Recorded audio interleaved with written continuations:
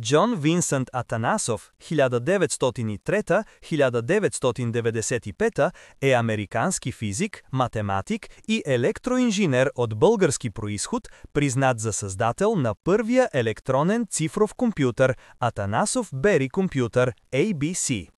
Роден е на 4 октомври 1903 година в Хамилтън, Ню Йорк. Баща му, Иван Атанасов, е български емигрант от село Бояджик, Ямболско. Завършва електроинженерство в Университета на Флорида, магистратура по математика в Айова и докторат по теоретична физика.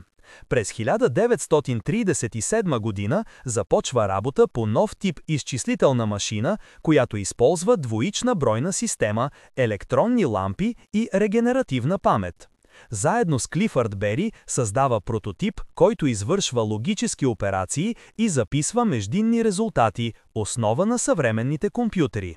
През 1973 година съдебно решение признава Атанасов за пионер в компютърната наука, като отхвърля патента на ENIAC.